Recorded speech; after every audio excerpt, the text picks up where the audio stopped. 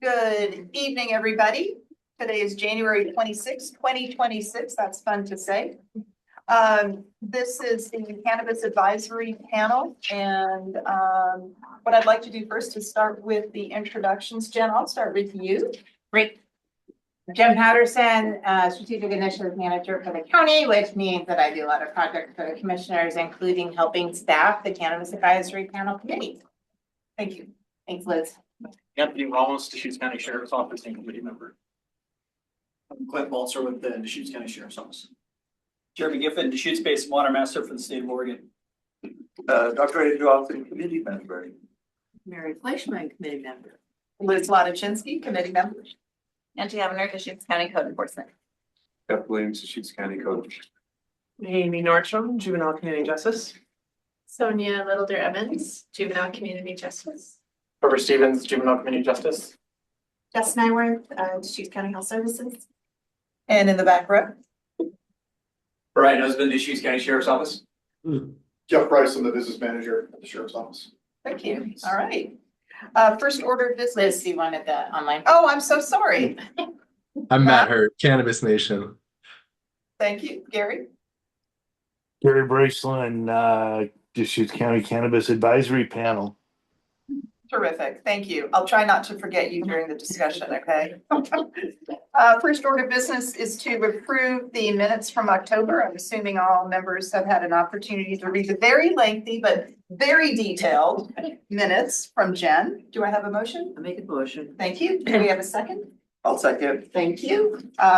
Any opposed? All in favor? Aye. Okay, and minutes have been approved. Before we get into, do you want to share the tax number, the revenue number? I do. Yes. Before we start the Sorry, but I have that pulled up. So it wasn't included in the packet. We finance was waiting to get the Q2 cannabis tax revenue in to give a more detailed estimate of what we expect to have for fiscal year 27. So they just got back to me last week, and they anticipate us or forecasting us to have a slight decrease from last year and have about $183,000. We have $183,000 to distribute in revenue dollars for fiscal year 27. How are your proposals? And do you know what the actual number was for fiscal year 25? Yeah, so it was less than what we fiscal year 26. Because now we're in 27. I know, sorry. 25. No, so we have a projection for fiscal year 26, and they expect tax revenue dollars to decrease, or forecasting the state economist is expecting it to decrease for fiscal year 27. So right now, the projection for fiscal year 26 is 184,600. So it's less than what we allocated. We don't need to do anything with that. That will just be a budget adjustment. Okay. We're good with their allocation as is for fiscal year 26. Okay. So that's why I think we're almost about $10,000 less Than where we were. for allocations this year than we were for last year, because projections are coming in lower. Which I think some of the owners of the dispensaries had projected towards us as well. Yeah. So I think the message there is for adult cannabis use to increase. So we're promoting officially? At least in Deschutes County. All our partners in the room agree? All right. With that, I'm going to go in order with the presentations that as they're listed on the agenda. So Community Development Department, would you like to start? And are you going to give us a mid-year recap and then into your proposal? We did, yeah, we kind of blended, we started with a recap and then we'll blend into proposal, and then back to recap to Jeff's here to talk about some of the specific cases and updates and bonus. Okay, we're going to hold 1 second. Just want to make sure. Can Gary or Matt, can you guys confirm that you can see the PowerPoint? You can see it, yeah. Okay, great. You did it on the first try. I feel like I need a round of applause. Only took 2 years of doing this for me to finally get it. Okay. Right. All right. Turn it over to you. Very good. Thank you, guys. So again, I'm Angie Havner, Deschutes County Code Enforcement. This is Jeff Williams, my lead specialist. We are going to go through the recap proposal, and then Jeff is gonna kind of blend a little bit of the cases for previous fiscal year, just some current updates to kind of tell you the work that we've been doing in partnership with the Deschutes County Sheriff's Office. So just want to thank you for the $20,000 that you granted last time we met. That has really impacted our department. What that allowed us to do is we moved all of the cannabis, illegal marijuana complaints ahead of the 629 other complaints that we had as prioritization, and would meet the partners with the Sheriff's Department out on site and do some investigation that way. We had 4 new properties with 8 total violations. We also learned in the previous years, as we managed complaints moving forward, that we had some new processes that we hadn't done yet that took a lot of time. Some of them went to administrative hearings that didn't come into compliance. We had some additional fines and fees that were implemented on property owners for civil penalties. We had significant coordination with county legal this year for cases that didn't come into compliance. Previously, owners had come into compliance and we were able to bring in the violations. Some of them this year has bled over into new fiscal years. So that led us to county legal coordination. We had one that was awaiting circuit court civil forfeiture that was new to us. And so all the processes that we learned were abundant that way. We also continue to work with Deschutes County Sheriff's Office with our internal IT for collaboration for creation of reports that shored up our partners at the Sheriff's Office. And why do you think some of the property owners did not come into compliance? Several of them were tenant operations, and then the property owner was kind of coming up to speed and then dealing with that tenant landlord things, and it just took longer time. Okay. Yeah. We are requesting an additional $20,000 for the next fiscal year. That will continue to allow us to prioritize our illegal marijuana cases. That bolsters partnership with DCSO. Will assure that public health and safety issues involving illegal marijuana operations are diligently addressed. Then we'll continue to advance reporting with our internal CPD staff with reports that the Sheriff's Office might ask for based off of permitting. You might recall last year we talked about reports that we created for elaborate electrical permits that were pulled 600 amps or over, and then structural permits that were pulled that we would proactively provide to the code team, and then they could incorporate that into their warrant research and requests potentially. I'm just gonna interrupt real quick. I don't have your most current PowerPoint. I just saw your email now. Okay, that's okay. I don't have USB drive, so I can't. Yeah, that's okay. No worries. Thank you.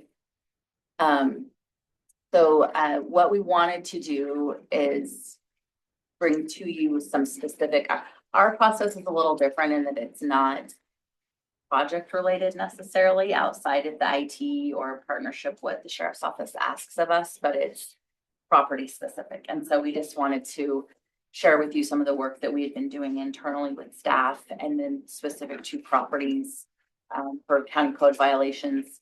And so Jeff is going to speak to specific properties that we worked on. And please ask questions as we go property specific, because that will help you understand the work being done by our internal team. So 2 of the 6 properties that went to the administrative hearing this past year were the same property owner down in La Pine. So thankfully, we were able to get him closed out, his last property toward the end of 2025.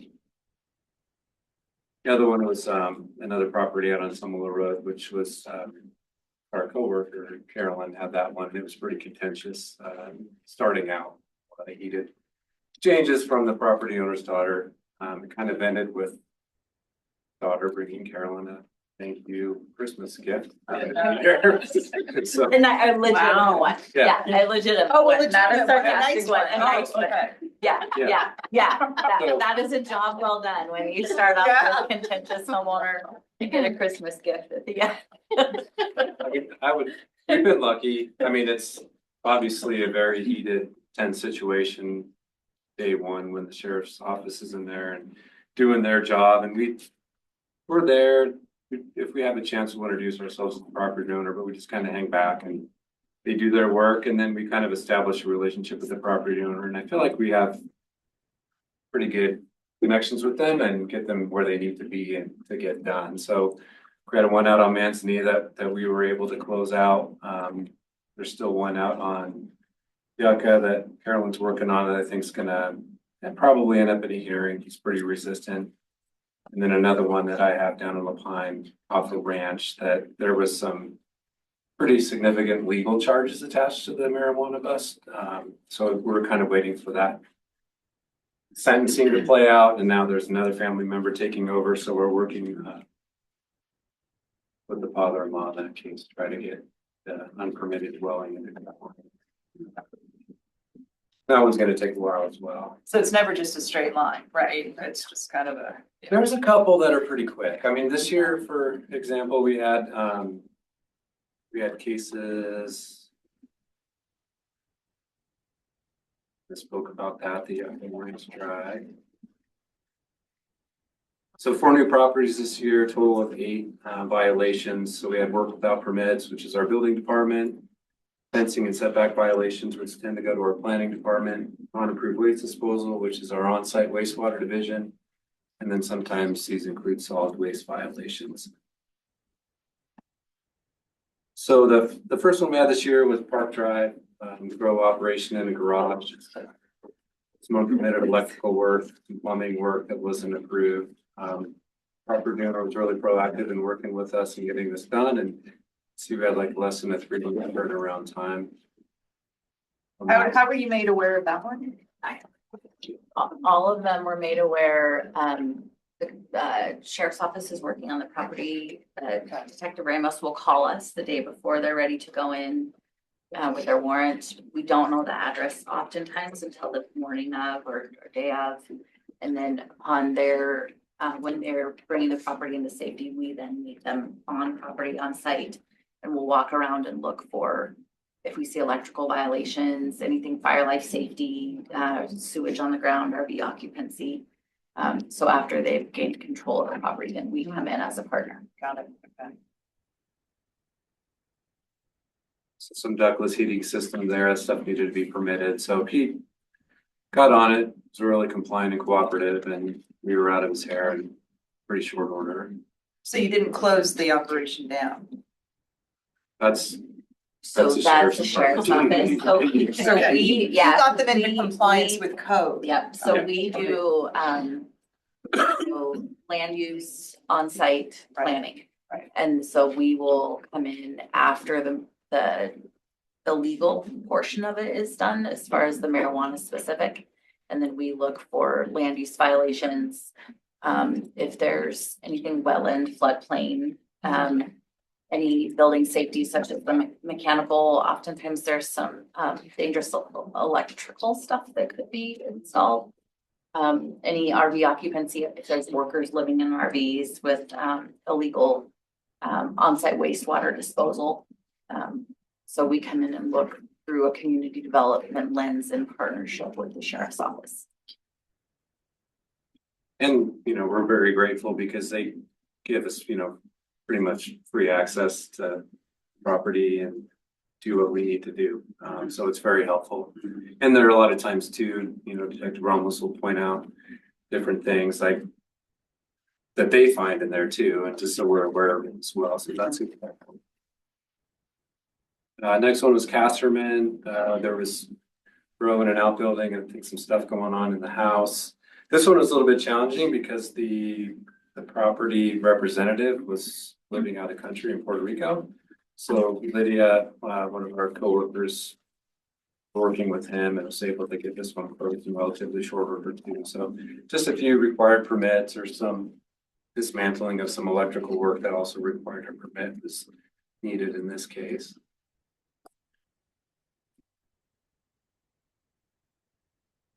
Stuff that wasn't permitted.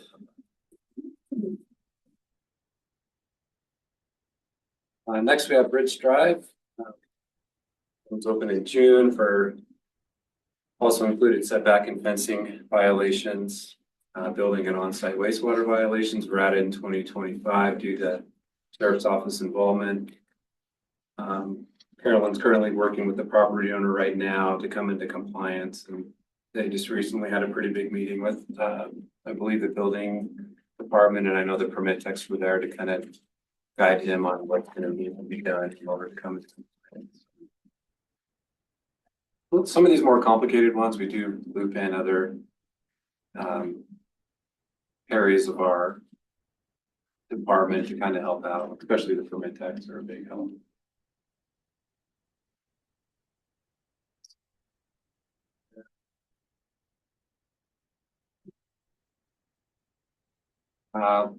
We had one on Sunrise Boulevard for operation in the permitted shop.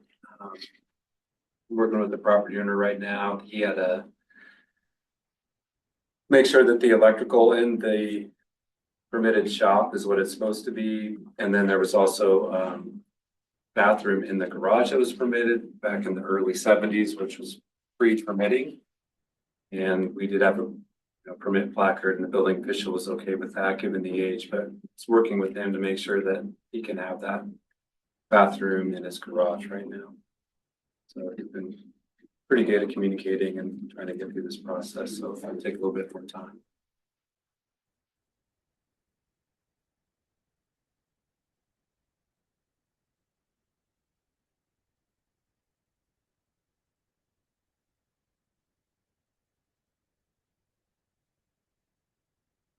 So we spoke a little bit about this. So what we've learned as over the years as we continue to work with the sheriff's department and code enforcement is that the owner tenant civil contracts and disputes is something that we have a hard time working with occasionally. This year we've learned more about circuit court involvement with criminal investigations, which we hadn't had prior to this year, which we have to then stop our process in code enforcement while we allow for the criminal investigation to occur. And then another case, we had a potential civil forfeiture. So we waited as circuit court went through their process. We are just waiting in the wings for an approval to continue to amend the property. We have created in coordination with county legal, realized that we needed a authorized representative form for if owners are saying, hey, I don't want anything to do with this. I'm going to have the tenant be my communicate with you and bring the property into compliance. We work with county legal under this lens to create an authorized representative form that they have to designate legally a representative for us to be able to communicate with them, for them to be able to make decisions, purchase permits for their property, because owner is the one that is held accountable for it. And if they're going to legally deem that authorization to a representative, we realized we needed a contract for that. So we created that this year. Financial constraints sometimes are a challenge when the property has been had egregious violations, if buildings have been built without permits, if shops have been converted to houses without permits, if there was thousands of dollars of illegal mechanical work that needed to be brought whole, or so that quickly adds up in financial constraints often for property owners. And then just time allowance for due process that is bleeding through fiscal years, because it just often takes time to allow for due process. And then any of the above interactions. So we've noted that sometimes there are compliance contracts signed, that voluntary compliance agreements with the county that people will sign and say, we acknowledge that these are violations. We list them specifically, and then we give time specific for corrections. And then, but that will bleed across fiscal years for management. So those are just things that we came together as a team, and over the years, lessons learned of how we can manage our staffing time and then efficiently process. We also do get, I didn't put this on here, but we also do have, finances that we get from, solid waste for solid waste abatement. So if we needed to come in and abate a property, remove solid waste, which is junk on property, which we did in years past, we have finances for that now, and we will abate it under a hearing order or circuit court, and then we'll leave the property for that amount to get money back. So that's another tool that we've added to our tool belt over the years. But you won't get that money until the property is sold and it comes out of proceeds. Yeah. Okay. It's been a great opportunity working with the sheriff's office and just learning how we can be efficient and work together as a team, and I'm grateful for the opportunity.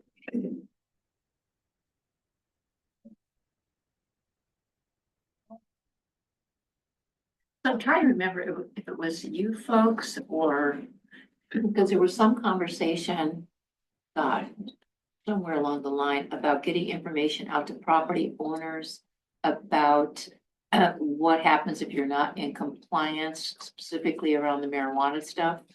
And I don't know if you guys were people that were sending that notice out, or that came with property tax information. I don't recall. There was a discussion about putting something out, but that never went out. Okay.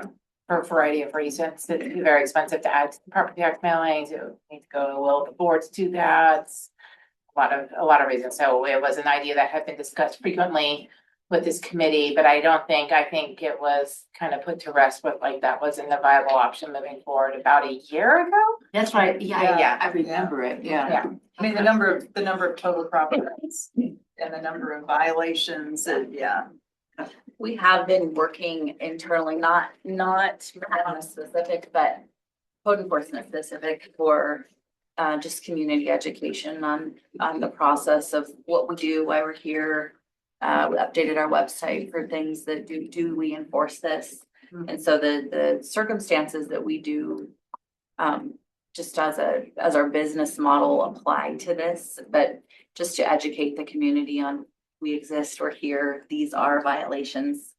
And these are same violations across the county, you know, the planning, the building, the on-site violations apply to every property. Right, And not so just not those just involved those that are involved in cannabis. in Yeah. cannabis, yeah. And so we've been trying to do community education now and work as a partnership with our community to be aware that often people aren't aware you can't live in your RV Mhm. or you can't install electrical without permit. Mhm. So all of the things that we do community education on apply to this situation, but equally apply across the country. Well, I'm just thinking about, like you said, the one person didn't even live in the country. Yeah. And so you're throwing somebody under the bus here. Yeah, and we try to, even though he was out of country, we were communicating with him as property owner. He was aware of what was happening. So, It was, yeah, his It was son was the the one son. living on the property. Oh, okay. Owner. So that was- He was the owner. Yeah, Yeah. yeah, right. That's good to know. Yeah, that's important. Any other questions? Yeah. Matt and Gary, any questions for the Community Development Department? No, thank you. Okay. Thank you guys for your support. Much appreciated. Thank you. Thank you. And the next one is Community Justice. Escape on the thing. Keyboard, I believe.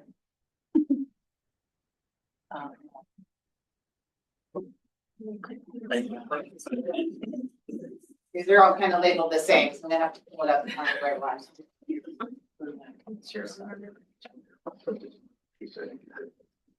Just kidding. Just kidding. Just over this. Well, that was me. All right. They all There you go. constitution. You're all saying just like. They are, all right, noted for next year, dash, code enforcement. Check.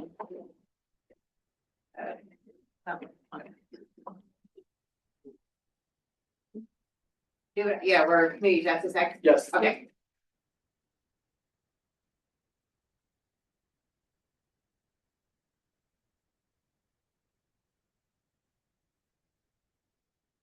I can do it.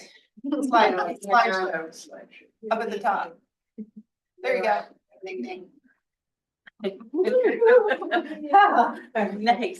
Losing my record. So short-lived. Well, thanks everyone for having us again. My name is Trevor Stevens. I'm the business manager for Community Justice, and with me is Sonia Little Deer Evans, our deputy director, and Amy Nortrum, who is our behavioral health specialist supervisor. We'll just give you guys an overview. We kind of done the same thing. We've mixed in some updates from FY26 kind of into our presentation along with our FY27 funding request. So just wanted to recap what our mission statement is for the juvenile division of our department is to reduce risk, repair harm, and create opportunity.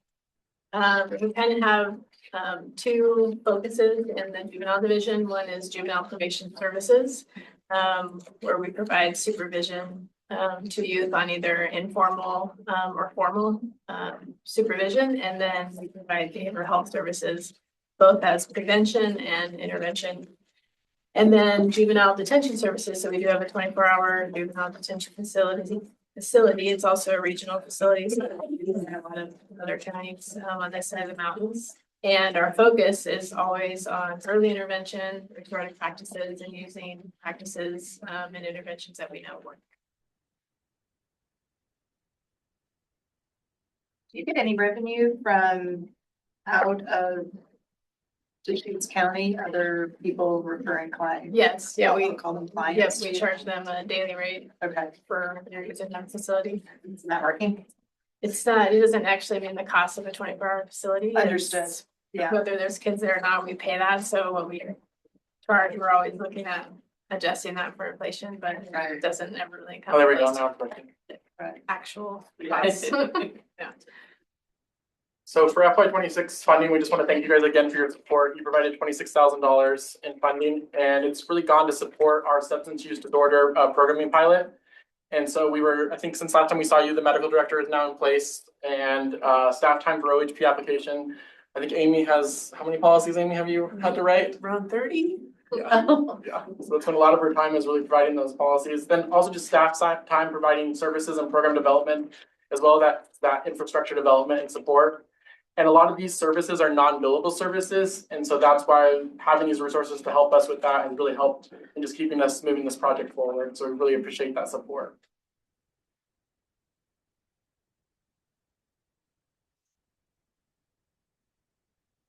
I think I did it over here. I don't know why it's not working on that one. I'm gonna stay here. I'll be your clicker. Awesome. Thank you.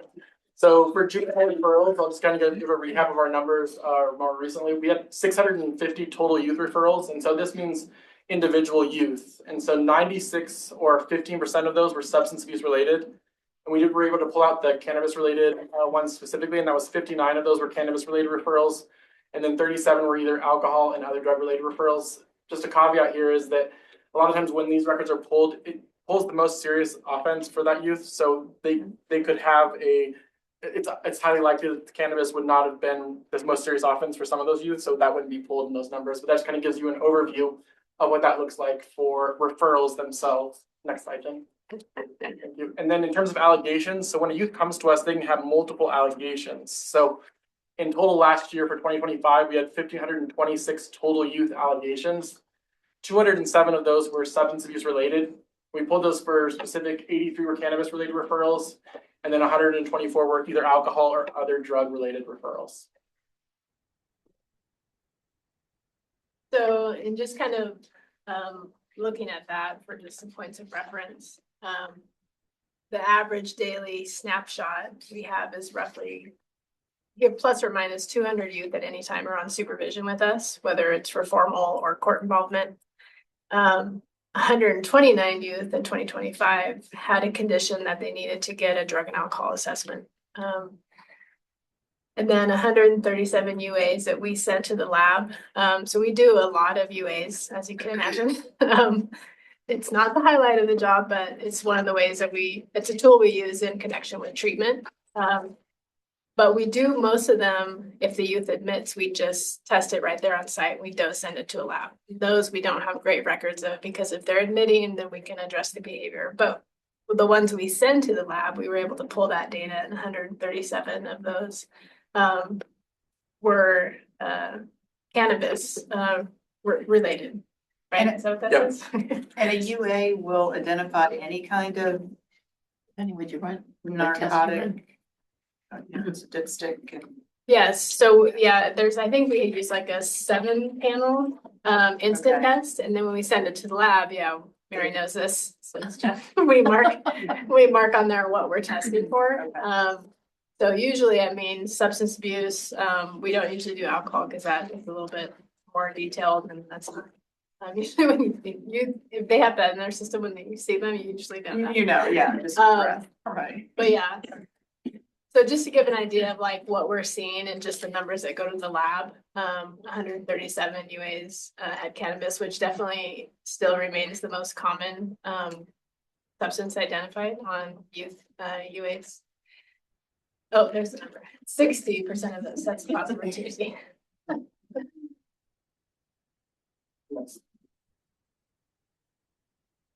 And this is me too. So just an overview of kind of how our system works.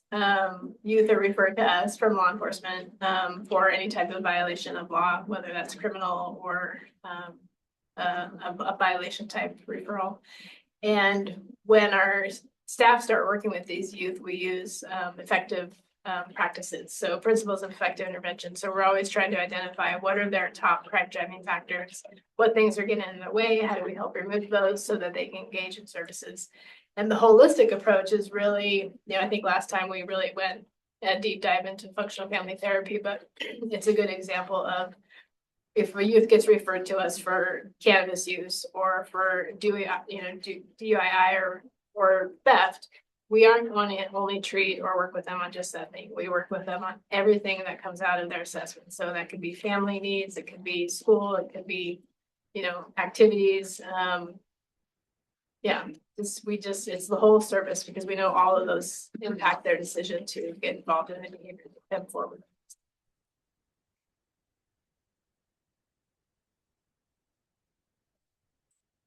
And so some of the outcomes from the work that we do, you want to go ahead and click. I think they might, oh yeah, these do come up one at a time. Sorry about that. Jen, thank you. So the history of return on investment. Part of the reason why we do a lot of evidence-based work is because we know it works. We've been doing it long enough to show that. So for recidivism, if you want to click the next one, our 1-year recidivism rate for 2025 is 73% of youth that we work with, once we get involved with them, do not receive another referral within 1 year. And then our 3-year recidivism rate was 66%. So within 3 years, whether or not they get another referral. And then risk reduction. So we do track how much a youth's criminogenic risk, which basically is the likelihood that they're going to reoffend with a criminal charge, how much that drops. So the average risk score is around 12 when we first start working with them. And then by the time we close them out, the average risk score is 7. So 85% of those closures in 2025 had a reduction in their risk to engage in new criminal behavior. So historically, we have had great outcomes with FFT. FFT, if everyone remembers, is an evidence-based model that we use.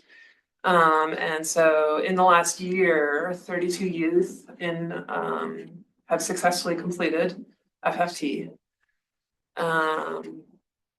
And 100% of those youth are still living in the homes with their families. 96% are attending school. 84% have new law violations. So they've gone through the whole service of FFT, and after FFT is finished, we have them fill out pre and post and answer questions according to, like, have you had any new law violations since participating in FFT? And 84% have not by the end of service. And the service is about 3 to 6 months. 93% of families report no intensification of referral problems. So if that's substance use, family conflict, school truancy, 93% of families report that those have not intensified. 96% of families report improvement, overall improvement, and that could be improvement in communication, improvement in their relationships. 32% of those families report significant improvement. 85% have decreased their, or 85 of youth use of alcohol has improved. And 80% of drug use has improved. That includes cannabis. 95% of families report that conflict has decreased, and 100% of families report that improved communication skills.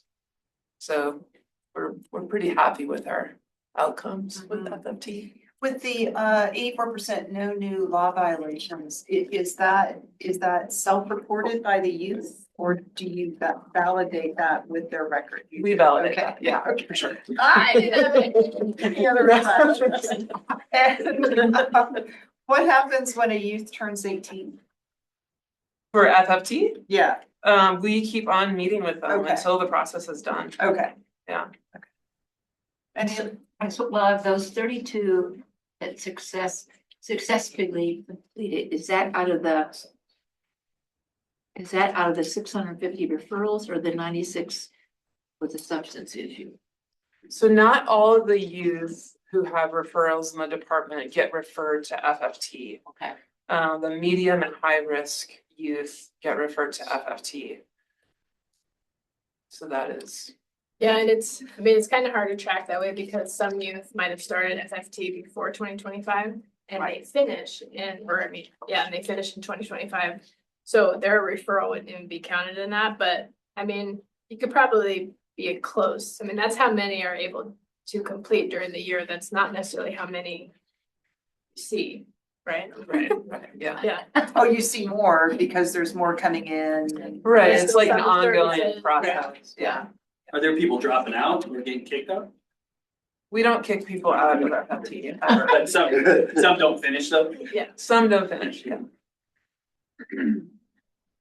Matt and Gary, any questions on your side? We have more slides from them. Oh, okay. Well, Yeah. okay. Are you gonna have more questions? Yeah. Awesome. So for FY 27, our requested amount, which within our grant request, is $50,000. And this is to go to support functional family therapy and the SUD assessment and outpatient treatment support program development. As we mentioned, there are a lot of services that are not billable, and we're still working through that process to even get them to get billable. We have been working on a capacity grant called the 1115 waiver. We were really excited about that because we thought that was going to come through. Federal law changes, they pulled all of that funding. The jail was also working on a similar grant with that. They pulled all of the funding for that grant. So that grant is no longer available to provide capacity services for us or for the jail. And that was really going to help us kind of upstart some of the process for the outpatient and treatment support through the billing of OHP. So that's why we're definitely requesting this amount, just because it will really help us to keep moving these services forward and kind of pay for those things that we know at some point we hopefully can bill for some of them, but a majority of them we will not be able to bill for. So, and then we're going to give you guys some just impact statements that we have taken from therapists and from our CJOs that have worked with. We picked 3 youth that have been kind of involved with services, and so we're going to go ahead and kind of give those for you guys and kind of share some of those stories that we've had with these services specifically. And we thought we'd make it a little interactive, so I gave 3 of you committee members a sheet of paper that's down in front of you. So Mary, we'll start with yours. You just want to read that out loud. We should have you A. Okay, in January 2026, Youth A referred to NYP marijuana has been through a lot in his short life. Life-threatening illness, the death of his mom 2 years ago, and being removed from dad's care after founded abuse. He can reflect on his actions with the maturity of someone far older. Youth engaged in regular counseling appointments and has a positive relationship with his great-grandparents with whom he resides. Over the course of the supervision, youth struggled with family dynamics and adjusting to high school. He completed his community service obligation by volunteering at a thrift store. He regularly volunteers with his great-grandparents without an active condition making that a requirement. Youth is working on healing relationships while grieving and growing up. He is committed to working on his emotional health, without looking to marijuana in the future. Yeah, and that's a case closed summary. So the date is when the case was closed, that CJOs, the community justice officers, have to write a little summary at the end of the case closure. And that one stood out for us this year, just the summary that they wrote of like how successful. How old was this young man? I think 15. Okay. Lucky great grandparents are still around. Yeah. That's insane. Yeah. All right, and then Jeremy, if you want to read the next one. December 2025. Youth B had a traumatic accident involving substance abuse that resulted in a significant injury requiring months of rehabilitation. This youth struggled with guilt stemming from injury to a passenger in the accident. Youth B faced months of court proceedings, leading to a lengthy term of probation. Through his struggles, the youth was able to connect with a juvenile department therapist, address concerns regarding substance use, while also supporting his struggles with mental health. For many months, the therapist traveled to his home to meet with him twice a month, lending guidance and support. The youth has now been substance-free since this accident and has made significant strides, graduating from high school, pursuing a career, and maintaining a consistent schedule to stay on track physically. He also took accountability for his decisions and used this incident as a springboard towards a successful future path. He completed his probation responsibility and is now thriving in the community. Yes, and that one is actually a great example of our pilot, the therapist that did that amazing work. It's none other than our Amy here, just barriers after barriers and us being able to do that within our departments. Yeah, it's amazing. Nice work. All right, and Tony, do you want to read? You're sorry, you got the long one. I got the Oh, long wow. one. This one is Doesn't say anything. This is written by a therapist, so like it's a little longer. July 2025, Youth C was referred to our department related to cannabis use in high school. Disappearing for a young Latino kid meant sitting in the back of the classroom with a hoodie pulled low, pretending not to care. At home, it meant staying quiet while his mother prepared dinner and his father rubbed his hands raw from a day working construction. Cannabis helped him disappear best of all. A few hits behind the gym and the noise in his head softened. The worry about family finances, the pressure to be the quote unquote good son, and the constant arguments that felt too heavy for a teenager just trying to live a normal life. Cannabis became the space where he felt normal, where ambition didn't hurt. Then UC got caught with cannabis at school. Watching his father in the principal's office wearing dusty work boots, head in his hands as if holding something fragile, he felt something crack. Disappearing was no longer an option. Change didn't happen overnight. It came slowly as functional family therapy, FFT, began. The therapist started with curiosity. What does cannabis do for you? The youth finally shared the weight he carried, the exhaustion of translating documents so his parents were able to understand, blending into a space where his name did not fit anyone's mouth, and the guilt of carrying expectations that never came with instructions. Quitting cannabis was rough at first. The youth's days were marked by irritability, restless sleep, and thoughts that wouldn't slow down. But with FFT, the family learned safely express their feelings and thoughts instead of numbing them or silencing them. Parents learned to accept the youth's struggles without judgment. But most importantly, they learned how to be a family again. Today, UC has completed probation and graduated high school. He is pursuing a degree in automotive technology. He and his dad laugh more now. At their final FFT session, the therapist asks, "What's different now?" The youth thought for a moment. "I still get stressed," he said. "I still mess up, and I think about how easy it would be to disappear. But then I think about my dad, about everything we've accomplished, and I realize I don't want to disappear anymore." Thanks, Tony. I think the first The first draft from the therapist was like 2 pages, so. Can't sit down without losing the yes and the story, but. So what's cool about these is these stories kind of emerge just throughout the year of normal case management. And we always know that sometimes when we talk about our substance abuse program, just talking about it like that doesn't really carry any weight. When we add story to it, it brings another element. So we wanted to share those with you. So Thank you. Were you able to have a Spanish speaking person assist the family? Yeah. Yep. A long time coming, but yes, we have a bilingual therapist on our FFT team That's now. great. Yeah. Game changer. Okay. Any other, Matt, I saw that you had taken yourself off of mute. Do you have a question? No, no questions. That was great. Thank you. And Gary, All good, thank you. any other questions? Yeah, I have a question. As far as the surveys you guys are holding for the juveniles, is there any disclosures of where they're acquiring marijuana, whether it's from parents or from an irresponsible adult that's purchasing it legally? I think the CGO probably talks to them about that. I mean, are you asking like if I know what the average answer is? I guess if you guys know off the top, I was wondering if that was part of the survey at all.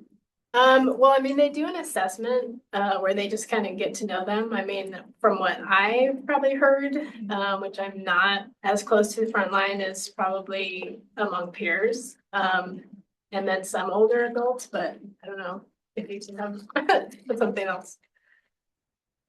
I think in our therapeutic settings, we don't really focus on getting that information. It's more developing skills around, refusal skills and how not to use. Okay. Pulling up the Oregon Student Health Survey, if they do ask that question. And they did last year. Sure. Know somebody, know somebody, know somebody. Yeah.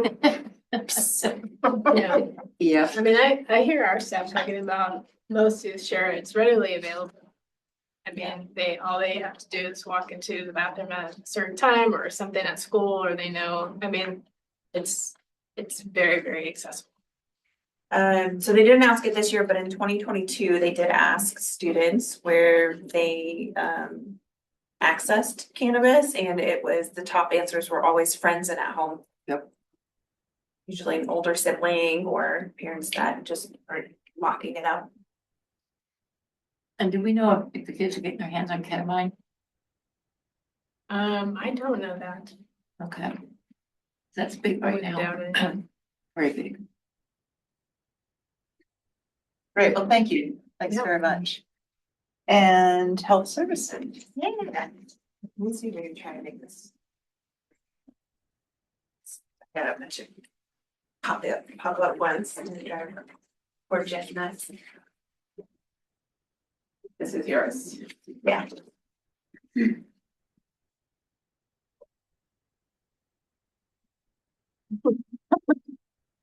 What did I do?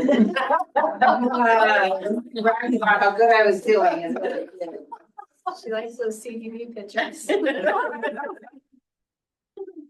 Now I lost the Zooms over here. So I'm gonna do a little just video check too, just to make sure everything's on the same screen. Okay, here it goes. Matt, can you just do a check to confirm that you complete that slide? Looking good. Great. And then are you able to use it? Am I clicking on the slide real quick? Nope. Womp. Here, I can give you the mouse and then you can do it. I think you can do it. Okay. Well, I'm gonna click both because my notes are over here. So we'll see how those work. I can be the clicker for you if you want. That's fine. Great. Okay. So thanks for having me. Again, I'm Jess from the Health Services. My team works in prevention and health promotion on the public health side. So we often work on substance misuse prevention, gambling harms prevention, adolescent health, which translates to sexual health, healthy schools, which is prevention systems change in our school districts, and suicide prevention, mental health promotion, and youth engagement. So we do a lot of different types of topics, but one of the things that draws us all together is these prevention models that we sit on. And so since it's been a while since we talked about it, I just wanted to resit in where our work fits in these frameworks. So when we look at, this is a socio-ecological model, essentially it's looking at, there are many contexts and environments that influence an individual's beliefs or behaviors. So when you're looking to change behavior, you really also want to look at the context in which we live, work, and play. So our work in cannabis misuse prevention often can be seen across many of these layers of this model. So at the individual level with middle school students or high school students with cannabis education and refusal skills training, with improving parent skills in that interpersonal section, or changing organizational practices in the organizational section, like at schools, to include family education and messages, and to have universal health education across the whole school district. And then we also consider the shared risk and protective factors. I'm just gonna... Come here, buddy. Yeah. We also look at shared risk and protective factors. So essentially, it's a foundational concept that looks at the causes and solutions to substance misuse and creating prevention strategies and programs. So risk factors are going to increase the likelihood of a young person will develop health or social problems like substance use or suicide ideation or risky sexual behavior, all kinds of kind of risk behaviors. They often have this very same risk and protective factors. And then on the right side, we're looking at protective factors. So what are the things in a young person's life that actually buffer against those risks? So the more protective factors you have, the higher the chance for preventing substance misuse or some of these other risk behaviors. So for instance, connection and bonding with a parent, with a family, friends, having clear rules and expectations for behavior, parental monitoring. Literally, if you remember with the 90s, it's 10 o'clock, do you know where your kids are? That's the parental monitoring at work. It's, do you know what your kids are up to? Do you know their friends? Do you know what they're doing at 3 o'clock when school lets out? So I wanted to look a little bit at trends among youth. And so I just wanted to center us in here on Deschutes County. So rates of substance use among adolescents in Deschutes County are always trend higher than the state of Oregon. And Oregon's cannabis use trends higher than the national average. Youth primarily access cannabis from friends or from home. Tony, that was for you. Most youth that currently use cannabis started at age 14 or younger. So some will try at a younger age and not use again, but often what we see in the research is that the younger you use, the more likely you are to develop a disorder, substance use disorder later on, or be using more heavily or consistently, even into later adolescence. But I will say that most youth do not use cannabis. We are looking at in the 80% of young people who are not using cannabis currently. Maybe they have tried, but haven't used it in the last 30 days. And then I will caveat this with 2 data points. Do not make a trend, but we are seeing potentially positive trends from 2022 to 2024 in the Oregon Student Health Survey, which is administered every other year for 6th, 8th, and 11th graders across the state. And I think 64 to 65,000 students participate. And so we use those to look at population health data. So you'll see my arrows. We are seeing from 2022 to 2024 here in Deschutes County, there are more young people that are delaying their use. We're seeing fewer 6th graders that have tried cannabis, fewer 8th graders that have tried cannabis, but we are still seeing 11th graders with more use patterns in line with young adults. The perception of risk of regular use has increased, which is good. We want to increase that perception that regular cannabis use is risky behavior for them as a young person whose brain is still developing. We also have young people report that when they think, what would their parents think or what would their friends think about cannabis use? Would they say it's very wrong or wrong?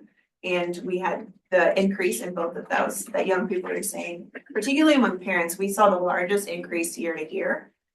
Between my parents think it's wrong, that if I were very wrong that I use cannabis. And when did you start your PSAs? 2021. Yeah. I'm not gonna say it's just that. I know, just Not a cause. We know the data point. And then increased perception of hard to access, which this one was kind of surprising to me. So something is going on in our community in the sense that there's a perception that it's a little harder to access than it has been in years before. Of course, is this everybody? No. But when we look across the percentage, we are seeing a change. I think it was like a 10% shift from 2022 to 2024 among youth who said it's actually harder to access. Where West a couple 2 years ago, they're like, well, it's pretty easy. Let's get to jump over the fence of my neighbor who's growing. Yeah,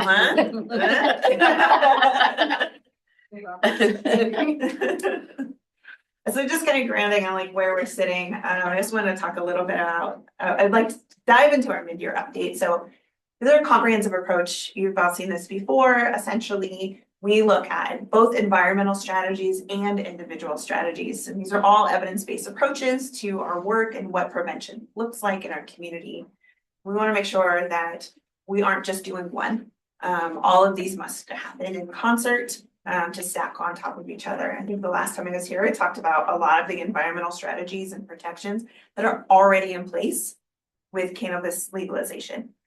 There are quite a few physical designs, access and barriers, policies and enforcements that protect young people with the current cannabis business model.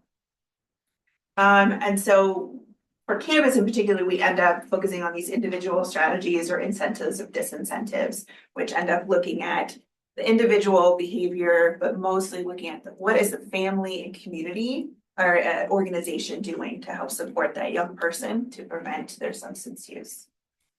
So we often, you'll know prevention is not terribly visible all of the time. We end up looking at behind the scenes. You may see our campaigns, but you won't see much of the other work that we do because the impact is that people don't end up at juvenile justice or people don't end up having law enforcement calls. And so it is a positive impact of the norm that we want to see in our community. So we work on school and healthcare focused prevention, youth engagement, advocacy, community awareness. And I'm just going to report on the work funded by the Cannabis Advisory Panel, but the activities sit on some of these broader efforts to both prevent cannabis and other substance misuse. Like these. This is just some of our partners that we work with in the community, some of which are from our programs of prevention and health promotion, and some of which are funding or other agencies that we rely on to do prevention work. So looking at our mid-year, we know one of the most effective strategies parents can use in preventing their kids from starting substance use, whether it's alcohol, cannabis, or tobacco, or other drugs, is to talk with them early and often. Having that trusted conversation, having that trusted connection and connectedness with the kids in your life is a powerful protective factor. When we look at a lot of the research, having either a parent or another trusted adult that you can go to for help or problems is something that prevents further risk behavior. So utilizing funds from the CAP, we were able to continue this media campaign, the Start the Conversation campaign, for parents and guardians, directing them to vetted resources and support. And then this year, we're actually able to expand some of those physical resource offerings by splitting the funds between the campaign, dissemination, and staff time for resources. So where am I going? Oh, I wanted to say one thing about the resources themselves. It was used for staffing support, but all contracts, print, website hosting, and other costs were contributed by other braided funding sources, and this funding allowed us to dedicate staff time to actually expanding those resources and updating them and making sure that parents had them in front of them, both in English and in Spanish. So those are, I read kits or something, like, can you describe what the resources are? Yeah, let's see. I've got some at the very end, Okay. but We'll wait. but there are quite a few different types of resources, and actually I can just skip and then we'll come back. So the resource expansion looked a lot like, I would separate into two categories, like parent workshops, so skill building, education, really kind of getting engaged with one another's practice, and then other informational resources. So our parent workshops were Start the Conversation workshops. They are being launched this spring and summer. So to launch starting just after or just before spring break, to have some, priming some of those conversation skills when your kids are home. So they're going to be school and community hosted, virtual and in person, English and in Spanish. And it's accessible parenting strategies to discuss those tough topics. So how do you show up in this space? One of the things that we made sure we wanted to have as part of the conversation was, how do you have age appropriate and authentic conversations about your own use or your own experience, either as a young person or as an adult? So you can still talk about, this is for me and these are our expectations as a family. That often ended up being one of the things we heard from parents was, I don't want to talk about this because I don't know what to say or feel like a hypocrite. Then we also did the Calm and El Hogar workshops, which are Calm in the Home. So these were virtual offerings for Spanish speaking parents. We did 6 sessions with Spanish speaking parents. We wanted to do them in person, but given the current climate, that did not feel very comfortable for families. And so they preferred to have them virtual. One of the really fantastic things about this was introducing like stress management and more mental health oriented resources for parents and families, so they could manage their own stress, show up better for their families, and help their kids and families manage their own stress. We also looked at, and that was one of our ways in which we aligned mental health and substance use resources and intervention strategies, because when you're as juvenile justice, functional family therapy can attest to this, some problem with substances doesn't happen in a vacuum. We know that there are many contributing factors, and often substances is a coping mechanism, a very useful coping mechanism when you have no other tools. And so making sure that parents and families have tools at their disposal to help their young people find a healthy coping mechanism is really important. We also looked at expanding our parent resources. So there's prevention tools and toolkits via the Shared Future Coalition. So we looked at our engagement to the website. So all of our campaign materials drive to the website, whether that's the ads or the print materials. And so we had about 3,000 engagement with the social media posts that we had, as well as the website. Usually up 20% over the previous year, which is kind of surprising because, it's an organizational social media site. Like, those are not terribly exciting. We also had family spotlights on Ben Lapine School District, and so averaged about 4,000 views of parents. They operate in English and in Spanish. We have a healthy corner in every parent newsletter. And we have a number of which talked about protective factors and substance use prevention. Don't forget you skipped ahead, so we gotta go back. Yeah, thank you.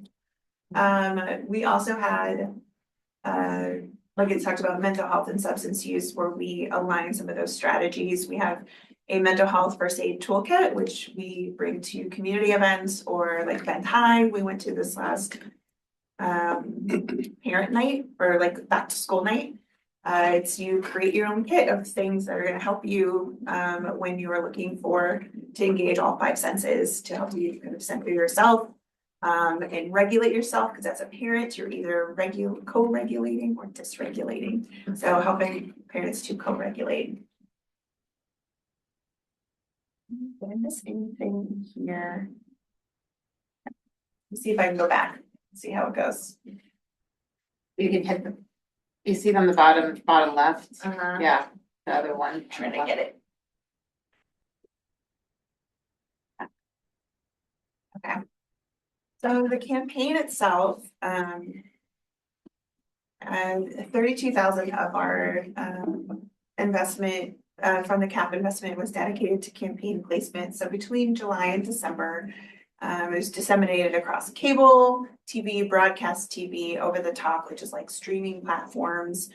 So ads that you get in front of a show you're watching, or YouTube pre-rolls, web displays, so little banner ads on the side of a website, and then on social media. So the message is the same.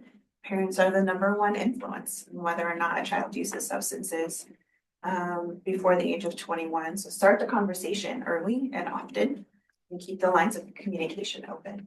I just crack up with the one line about our eyebrows, facial hair. Every time I see that one, it just cracks me up.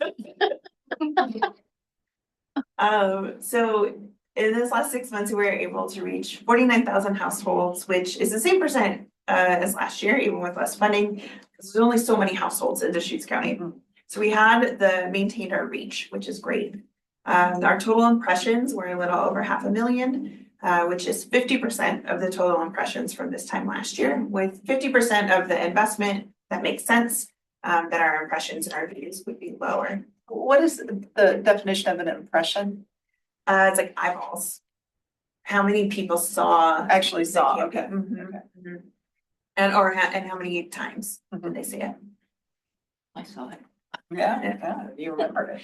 And then the good thing was when we were able to work with our vendor to tailor in with lessons we've learned and what our data analytics have said from year over year, to make sure that our click-through rates stay the same. So clicks on an ad straight to the website and actually spent time on the website, not just oops and then back, which is what I do.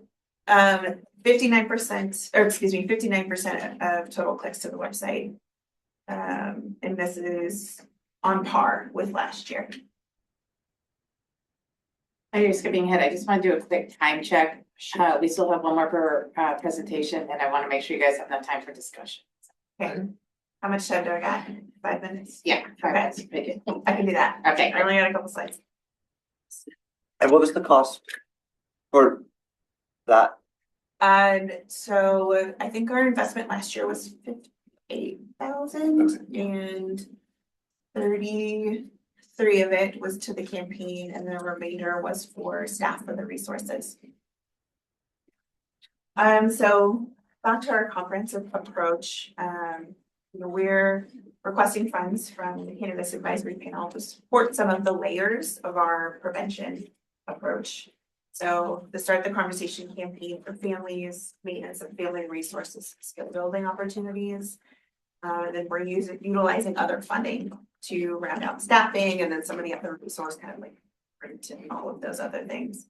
So we can actually amplify the contribution of multiple investments and the investment. So I'd like to continue the campaign. It's been successful. We're working on some English language adaptations, and this is a clip from our new Spanish ones, which are we came up with last summer.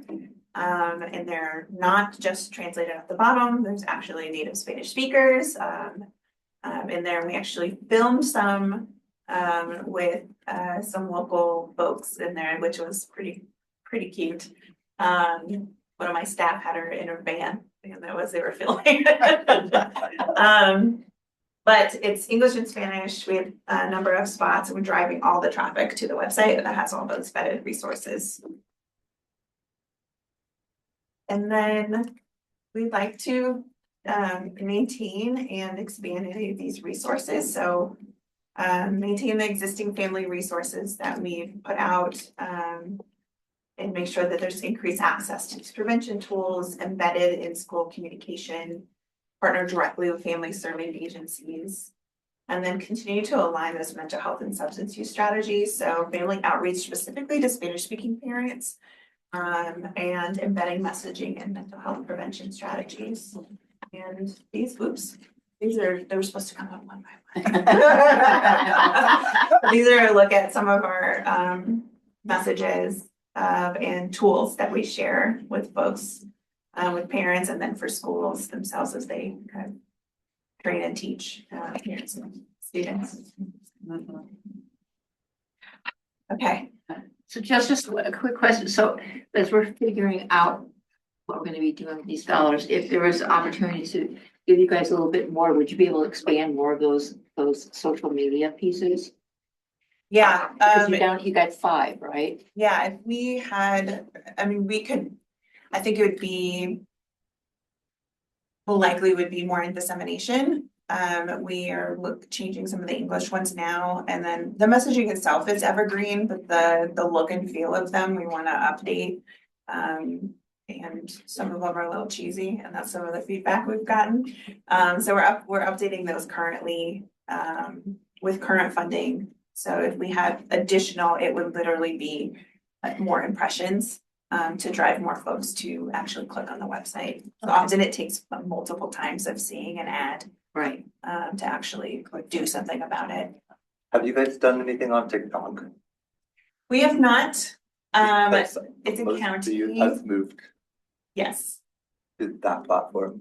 Yeah, most of our messaging is actually for parents and families. Although I know a lot of parents and families are also there. We don't go to TikTok mostly because it's a county restriction. Oh, I didn't know that. But also we're just not cool enough. Like it's just never gonna happen. Like nobody wants me in charge of that. Just like you have security. Great, thank you. Yeah. Sorry, I keep trying to escape out of it. Okay, and it's presenting the sheriff's Are office. we getting that? Okay. Right. And you know, the hardest thing to present it in front of your peers, so I can't believe you brought 3 of them. I'm dragging them into it too. Oh, good. They were very judgmental. Yeah, very. Do you have numbers 4.1? Yeah. 30. All right. This one? Yeah.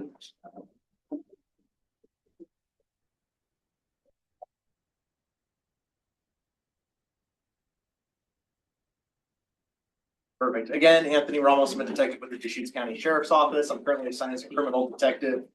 Recently, as of January 5th, I'm no longer on the marijuana team, but we'll get to that here in a minute. With me to help me out, I got street crimes detective with the Sheriff's Office, Clint Baltzar.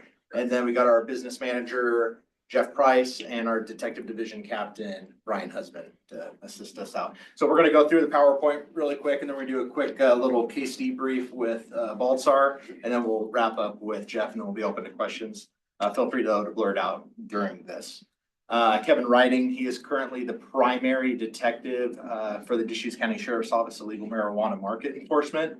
He's not here tonight, but he went into that position in January of last year, so he's been in that position a year. Is that, I think, clicker? All right.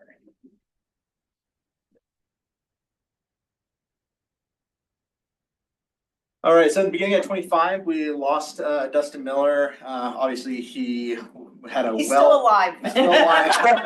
Like that too. He still talks a lot, it's okay. But he had a well-deserved promotion. He's back out on the road. And then he was replaced with Kevin Riding, and then I was tasked for training him up over the last year to take over the division. Primarily, our sheriff's office funds the marijuana program through the CJC grant. That just came up in December of 25, and we applied for another grant.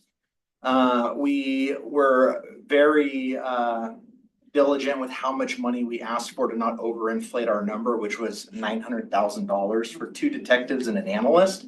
And that includes other things that we use for our investigations, our light labs, doing calibrations, different computer database systems for doing searches, things such as that. I'm not a mathematician by any means, but $263,000 is a lot less, and that's what we received from CJC. And what's So- CJC? It's Community Justice, Criminal Justice Council. Okay, Commission. which is a state Justice, or? right? One for three. Is that a state, federal? So that's state. State, okay, thank you. Yes, and we've been functioning off that grant, I believe, since 2018 or 19. And this is the first time that we've received a huge reduction in that number. Again, asked for 900, got 263. That's a 2-year grant. That's funded over a 2-year period. Oh, wow. Was that across the board? Is it just part of the state cuts? No, the very last, Yeah, I can speak to that for a second. Yeah, I hopped on the CJC call. There's maybe 3 components that add to why we went from 900,000 down to 263,000 is number one, the overall funding that became available to the entire state was greatly reduced. I mean, the program in years past was as high as 20 million that was distributed across all the counties. That was down to 10 million in this last grant award year. The second component contributing to it is more counties started applying for it. So you had, more resources trying to take that money. And so that leads me to the third point where the committee decided to do a scoring algorithm on how they would distribute these funds, as opposed to scaling everybody down. They felt like that would make everybody less effective, and they wanted to just focus where large groves were occurring. So they came up with a 2-point scoring system. The first input was, how well are you achieving the legislative priorities? We scored very well on that. And then the second one was your marijuana activity. And that's where we scored less, just due to not as many outdoor large groves that Tony can speak to, but they literally just included pounds of marijuana seized as that second component. And we couldn't compete with some of those larger southwestern counties. And so they got ranked higher, we got ranked a little bit lower. And some counties didn't receive any funding at all. Out of the 10 that applied, 3 not get any money. So it's scaled down from those 3 components, all kind of working. But maybe point 2 is because you've been successful. All right, so with this, like I said, I'm now in our criminal detective unit, to prolong the money that we did receive to drag out as much time as we can for our marijuana division to provide service to the county and to dismantle these illegal drug organizations. It made sense to have 1 detective with limited supplies, and that would last for approximately up to about 14 months. Our intel analyst, Danielle Martell, on our team is a vital component to our team. However, her salary, which was covered by the grant, is now being absorbed by the sheriff's office, and the grant's not enough. There's not enough money to cover her. The cap award is going to be used to supplement the salaries and supplies of the team. Just like we've noted in the past, in 23, we had 10 hemp grow sites, and now we're down to 7. ODA continues to monitor and regulate those licenses that are getting handed out. And as of the last CAP meeting, due to the reduction in visible outdoor grows, our focus has been indoor, which is just based on the climate of Central Oregon. It's kind of been our normal. Awesome resources that we still tap into. We utilize Oregon Water Resources as well as county code to just help dismantle these drug organizations. As you know, the criminal justice system can only do so much, so we try to inflict as much civil and financial penalties as we can to dismantle these organizations. So I'll let you guys just observe everything up here, but looking at our search warrants, we had 10 search warrants in 2025. We made 10 arrests, 3 guns. Now, processed marijuana, we ended up with about 5,600 pounds. Edibles, 24 pounds. Now, plants. As you can see, we had a reduction in plants. Unfortunately, our numbers of process was high because we were missing the harvest and the plants being in the pots by maybe a month to weeks, and then all that was being harvested and put into processed. So we were coming across large majorities of processed flower and not necessarily plants. And a lot of the grows that we were coming in contact with that did have plants growing were smaller garage style shop buildings, stuff like that, and some greenhouses. BHO 35 pounds, which is Wow. again higher. We've come across more BHO labs than we've seen in the last several years. So butane honey oil, that's marijuana extract that's used by butane honey oil, or butane itself, and that creates butane honey oil.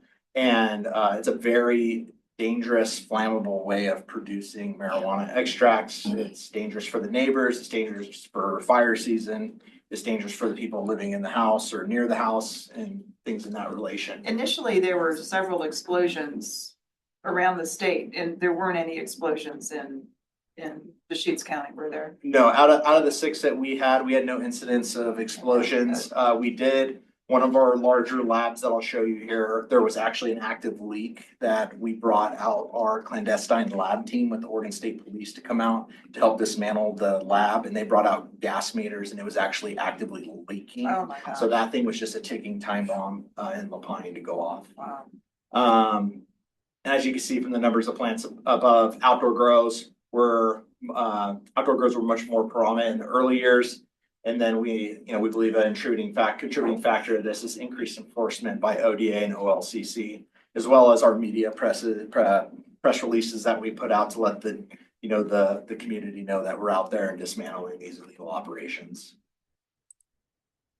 So I'm assuming that plant number hurt you a little bit with what you were talking about the funding wise. Yeah. But the plant number went into the processed marijuana. I mean, look at 2024 processed cannabis pounds.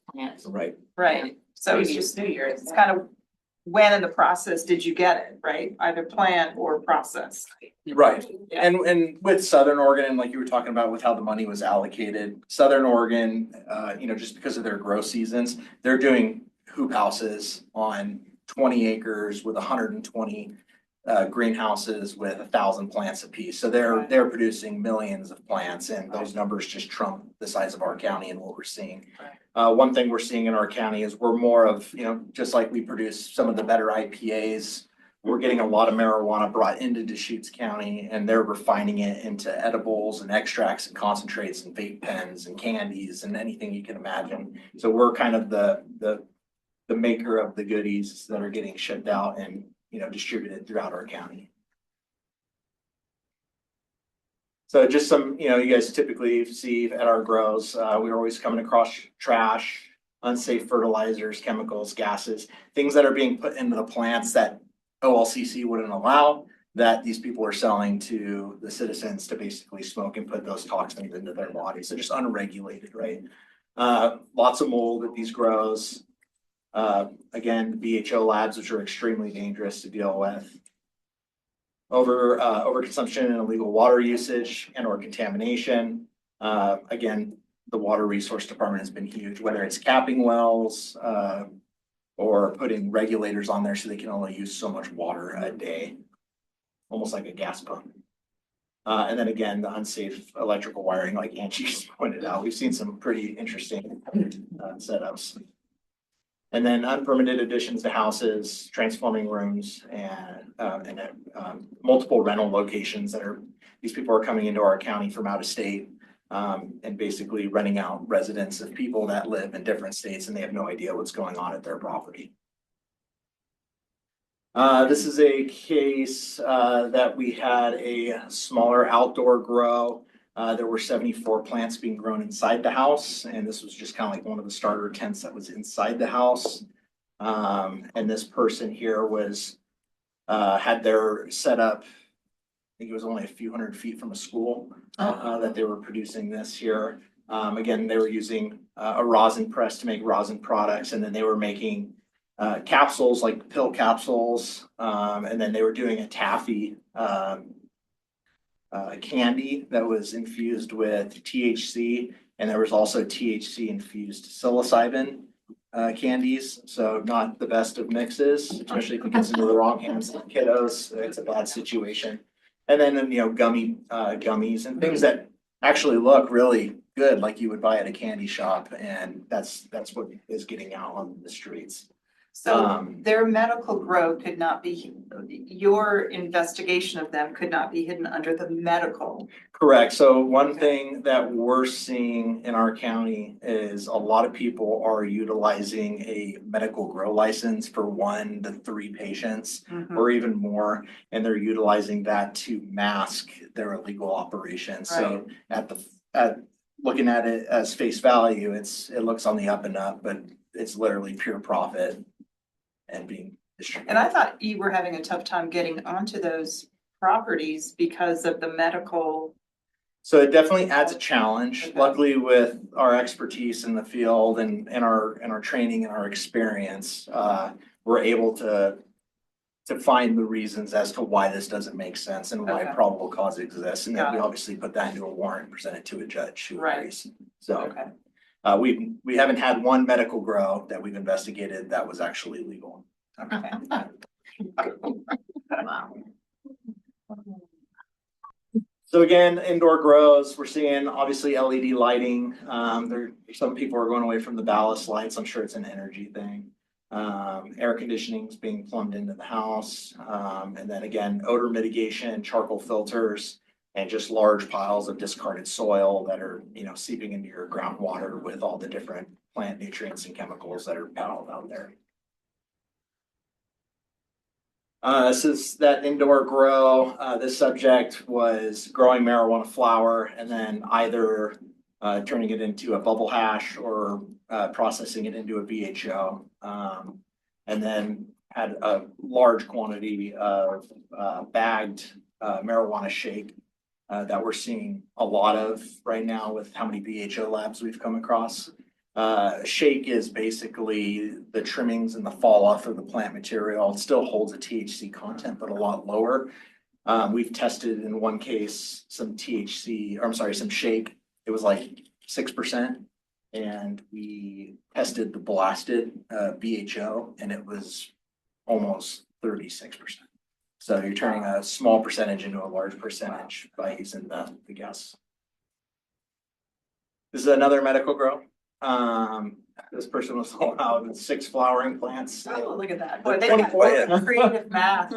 I like that purple. Yeah, they were some nice plants for sure. He knew who was doing it. But again, this was generating numerous, just like any of our grows, they when they start to flower and they stink, they start causing, civil unrest in the community as far as nobody wants to be smelling that. And sometimes we get reports and again, it just goes towards the quality of life in the neighborhood. Now, this is the larger BHO lab we came across in Lapine. We seized approximately $300,000 worth of blasting equipment.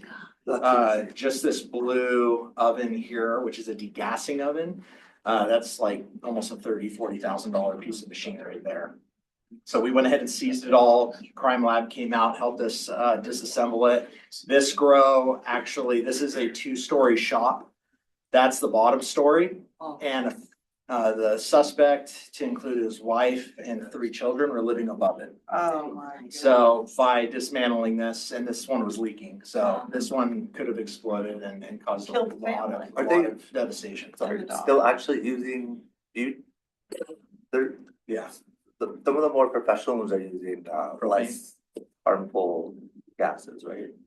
I don't know about what gases. I know some are still using butane. You can use propane to blast as well. This one, the guy had hundreds and hundreds and hundreds of gallons of butane plumbed into the garage. And those tanks were set outside of the building, which are in the next slide. Here, this guy had a whole semi truck full of marijuana shake to include flour, and then all of his, 500-gallon butane tanks were plumbed right into the garage itself. And this one specifically, we seized 5,000 pounds of marijuana. But he was pissed. This was a huge, resource drain just for our agency as far as moving. I mean, that's one truck. That's not your 5,000 pounds. We had probably 5 or 10 of these. Dump trucks from the city and from the county, automotive divisions coming out just to move. That machinery, those tanks that you saw are a few hundred pounds a piece. So we'd have heavy machinery come in with semi trucks to move all that. What time of year was this? It looks like summer. This was August, I believe. The 25. Of 25. Fall. Part of it's fall. Trends and challenges, we're seeing a huge increase or a trending increase. It continues to increase with psilocybin mushrooms kind of going hand in hand with the marijuana. Butane and honey oil labs are still continuing to be a problem and have actually gone up, and again, extremely dangerous just due to the flammable hazard.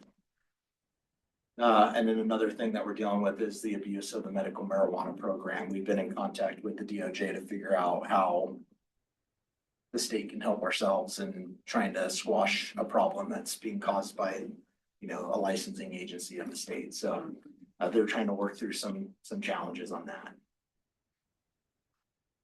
And again, just the trends of just investigating the indoor and the outdoor. Summertime, we'll come across a couple greenhouse grows, but throughout the year, we're hitting indoor. And then just again, challenge, we're always trying to get bodies. It takes a lot of manpower to execute these warrants due to the tear down of the plants to the execution of the search warrant to make it safe with whether it be firearms or dogs or just other challenges. We need to make that place safe, and then we can bring in our entities such as code enforcement and water. Continue to try to educate the public. However, we do not receive many tips. Well, if you're a little paranoid of your neighbor, you wouldn't, you want to be making those tips. Yeah, absolutely. So I'll jump really quick into Detective Balsar. I spoke with Hunter, who was okay with us kind of sharing. Oregon had a burglary last year. And I'm gonna go ahead and let Clint talk about that a little bit. My name is Clint Balser. I'm a street crimes detective with Deschutes County Sheriff's Office. And being in that role, we dabble in all different fields, including marijuana, major crimes, homicides, drug investigations. This one's started out specific to marijuana, and then it has blossomed all over the country to several attempted murders. So it's an ongoing investigation. There will be portions that are vague, and that's intentional. It's not that we don't know the details, it's that I can't share some of them yet because they're ongoing. So Oregon had a burglary at their grow facility in April of 2025. It was an armed burglary, and there were initially 5 subjects involved in that. One of whom was displaying a pistol during the burglary, and they made off with almost $250,000 worth of marijuana product. You guys are gonna like this investigation. We received information from a confidential informant that an up-and-coming rap star in the Portland rap scene was selling some of the product online via Instagram. That led to our investigation quickly going over to the Portland area, and we coordinated with multiple agencies over there. After multiple search warrants, we eventually conducted a search warrant at that subject's house and recovered some of the Oregon marijuana product. That was in early June. We obtained information during that search warrant that led us to follow on suspects. So we had 2 additional suspects after we conducted the first raid. I was able to do some surveillance over there at a West Portland apartment complex and located the vehicle used in the Oregon burglary parked in front of the second suspect's house. Was able to obtain some jail records from their jail where these subjects are talking about committing the crimes over here. And June 24th, Portland was conducting surveillance on that apartment complex based on our information. They located a stolen vehicle. They stopped it. They found a stolen handgun and a wanted subject in the vehicle. I think they ended up arresting that subject and his girlfriend, and they recovered marijuana from a Portland marijuana burglary with similar MO to our burglary. And I'll talk about how they start to interlink.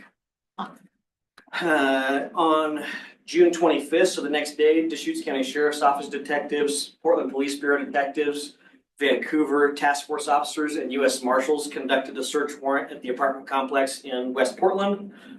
I think we ended up arresting 4 subjects in total eventually. Some ran, but we captured them in adjoining apartments. And we did recover some of the marijuana from Oregon in 2 different apartments in that West Portland apartment complex. We recovered 2 firearms. We recovered body armor, a stolen motorcycle, stolen tools and artwork, and removed a drug endangered minor who had been exposed to fentanyl and methamphetamine from the house. From the second search warrant, we identified an additional subject. There was a suspect that was up the chain and helping organize. I would characterize him as the number 2, kind of in command of this, what we eventually found was a street gang that's conducting these burglaries. We did a lot of digital work on cell phones and tracking of people to figure out that that subject lived in Vancouver, Washington. At the time, I was sworn in on the US Marshals Violent Fugitive Apprehension Task Force that lets me work in Washington. So I sat surveillance at his apartment complex. Once I located him, watched him go in and out of the apartment, and turned that case over to Vancouver detectives. We analyzed some of the data that I had gotten back from our case that let me expand the scope of my search, and we were able to put that subject on scene of an attempted murder where they attempted to shoot a suspect or a subject when they were burglarizing the business. So they start breaking into the business, it gets interrupted, they fired multiple rounds, hit this gentleman, he jumped over a fence, got away, he's alive and well. With that information, Vancouver and US Marshals conducted a search warrant on that gentleman's property, on his vehicle, and on his at least 1 storage unit. They recovered at least 50 pounds of marijuana product, and that was very conservative. Some of that was trash bags of marijuana. Some of that was processed resins and different extracts. And we also, through some surveillance and through some of the actual execution of the search warrant, again, recovered Oregon product in Vancouver, Washington. Since then, we've learned who the ringleader is and a little bit more context to what was going on. And this is a burglary crew out of Tacoma area, Washington, and they're Hilltop Crip gang members that are going around to at least 2, if not 3 states that we've identified so far to conduct the actual burglaries. They happen between 5, they'll have 5 to 17 subjects conducting these burglaries, and some of the gang members have actually been shot while doing this, conducting these basically invasions into the business armed. When some of the owners have fought back. We have now, and they're still being connected daily, we've connected them to at least 40 business burglaries across 3 states. The one in Deschutes County kind of opened a can of worms elsewhere. We've got about 30 to 40 additional as of last Wednesday in the Portland area, likely that many in the Vancouver area. And we've been able to also link these people to a vehicle pursuit and some burglaries in Chehalis County, Washington, and Tacoma area. We've since figured out some of their distribution network through the gang, and it goes as far as Florida. We learned that the number 1 who we think is in charge of this operation was caught selling some of the stolen product from Oregon in Fort Lauderdale area. And last week he was shot 3 times and robbed of his money from selling illegal products that he obtained from Oregon and at least 40 other businesses in the Oregon area. Is he still alive? So far. Yeah. It goes around, comes around again. Does Hunter get any of his product back? How does that work? Possibly. So Just looking out for the guy. yeah, and I can explain part of the delay in getting it back. We have a lot of it seized at the sheriff's office because we've been able to recover it from about 4 or 5 different locations so far. A lot of it was actually being sold in Portland area schools. Once we conducted some of these search warrants, I was able to lean on the people in those search warrants and say, I know you've got product that you're selling, go get it back and bring it to me. And they did. So we were able to get some away from a youth drug dealer who we haven't identified yet, but it was going into Portland area schools, and it was our product from Deschutes County.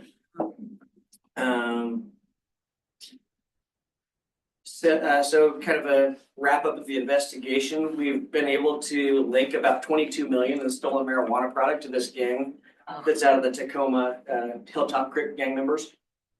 We've recovered 4 to 6 firearms. There's still stuff ongoing literally as we speak. We've recovered body armor. Like I said before, removed a drug endangered minor. We've identified multiple gang members, and we've identified 3 of the 5 subjects that have conducted the burg in Deschutes County. And like I said, it's ongoing. What we're looking at right now is we are not giving product back due to it being evidence. And the FBI is likely going to be adopting the case because it goes over state lines due to the scale of it and the complexity of it. And that is ongoing right now. We've had talks with the FBI as recently as last week, and we'll likely be indicting several of these people in federal court with a cross-sworn deputy district attorney from Deschutes County in Portland. Is it all US based, or asked another way, are there any foreign entities, foreign? Not that we've cartels or whatever? determined yet, but an example is in one cell phone that we've been able to download, subject to a search warrant we're looking through, is 35 gigabytes of data. So you can imagine how important analysts are and Right. just the time to actually comb through that phone Sure, to see what we've got, because it's a lot of work. right. This would be a great Netflix series. I would tune in. I wish I could tell you. Is our more, 'cause meeting you'd love it. involved in part of that? Yeah, that's right. That's why I thought it was just important for Clint to come and share that because, you know, I think Wow. unfortunately, sometimes it gets lost that, hey, it's just marijuana, but there's so much more Right. to it. And when you have a local marijuana business and it turns into something like that. Well, the fact that they went out to where it's located, because if it was going into a business downtown, okay, but to go where they went is like blows my mind. Like how the hell did they figure that one out? So what we've noticed with this gang is because they are a gang, they're highly organized, they have a rank structure. You know, it's like a paramilitary type organization where they have rank structure, and then they actually structure their operations similar to how law enforcement do it. So they conduct in-person surveillance, they get on the computer, they're pulling permits, they're getting public information from different state entities to figure out where things are being grown and where their highest likelihood might be. And then they put their own informants sometimes into these facilities in Portland to figure out how much product is gonna be there and when it's been trimmed, Yeah. because it's easier to get trimmed product than plant product. Is there any security being offered to some of these, like Oregon and some of the other facilities? That's a tricky situation. So we have referred some security companies, but a lot are not interested because of insurance issues with being federally illegal and legal stateside. So it's caused some complications. Gary may be able to address that. Right. Are growing facilities in the legal justification or concealed? Are they annexed from that because of this? So I can speak to some of that. I think there's a lot of people hesitant to protect their own product or their own business or their own employees. We had one case, I think it has since been dropped, but we had an armed invasion robbery into a Portland business. I think it was 4 to 5 subjects that did the initial invasion. The person working behind the counter was armed. He was able to escape out the front door, ran to a side window and shot and killed 2 of the subjects through a side window. And he was charged with homicide. Oh, So there's a lot of hesitation for people to protect themselves. Yeah. Wow. And just for time, I think we'll jump over to Okay. Captain and. Thank you. Thank you. Yeah, I just want to make sure that we talked about the financial headwinds, which we did a little bit up front. So I don't want to completely belabor that point, but just want your consideration, you know, in the situation that we're at. Captain Husband and the sheriff have made some difficult decisions based off the reduced funding. There's training and supplies that we're not able to fund that we've done in previous years. Tony mentioned at the beginning of this brief that he's no longer on the marijuana team itself. We've gone from 2.5 to 1.5 FTE on that team. So my final ask is just, you know, respectfully requesting that we can stay near the same funding that we've been the last couple of years. We started with a request at 60K because that was the cap that we were asked to submit for, but we're respectfully requesting, you know, around the 95 to 100 that we've done the last couple of years. I'm curious as to, is your grant writer applying for other programs to help fill the gap, like the Justice Assistance Grant Environmental Enforcement Fusion Center partnership for high intensity drug trafficking grants that are available. I don't know if you know, I mean, Danielle is our analyst who applied for this grant, but I have to follow up with her. Rough estimate, according to just the grant that you applied for, AI said there's about 600,000 available in additional funding, so I just thought I'd point that out, might help a tiny bit. No, we appreciate that. Thank you. And the time check, 15 minutes left in the meeting. We can go later, but we need to get the allocation because Right, I because of know. the budget cycle. So let's Yeah. just do a round, like I can go later, I can. you go later than 8. Yeah, Matt and Gary, can you guys go later? Than 8 o'clock? Yeah, if need be. Okay, and Jen, are you okay? Yeah, With their level? yeah. Okay. Oh, and I'm sorry, Tony, you too. Tony's a voting member. Yeah, so we need Yeah. at least a quorum. So Yeah. we have we have a quorum in the room too. Okay, okay. And I'd like to give kudos to Deschutes County sheriffs because this was an industry-wide scourge that was going on in several places in Portland. And as you mentioned, 4 different states. There'd been a lot hit before Oregon, but that ended up being the one that cracked the case wide open. It was because you guys cared and pursued it, where a lot of people were just looking the other way. And yeah, it was a lot bigger than people thought. So good job. Thank you. Thank you, we appreciate that. Clint, I don't think there's any possible way you could calculate all the hours that he put into that investigation. Received awards through Portland Police Bureau on the other side for all of his work over there with their agencies. So yeah, he put a lot of effort into that. And I won't belabor the point any further than what's already been said. We're very appreciative of the past funds from the panel and the advisory panel. We do respectfully request funding moving forward just to help prolong our positions or our program, our marijuana detective program, as far as it can go. We will look into that grant. I appreciate that information for sure. We're actually dedicating moving a position, one of our finance positions, and carving out some of her time to just investigate grants that can assist with this. These marijuana operations, it goes way beyond just the detectives that are involved in investigating it.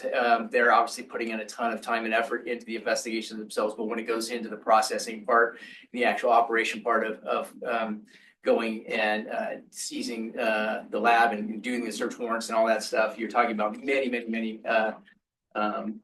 man and women hours into that. As far as seizure, you saw some of the pictures. They're huge operations, huge cost. So yeah, we're just very worthy causes all the way around that have been talked about. And I just would appreciate your consideration for us as well. Thank you. Yeah, I'm also part of the Cannabis Industry Association of Oregon, and this was a huge point that they were lobbying legislation and the state police to get support on. And, in my eyes, Deschutes County is the one that put a stop to it. So good job. Thank you. Surprising that didn't play into their point system of the other grant.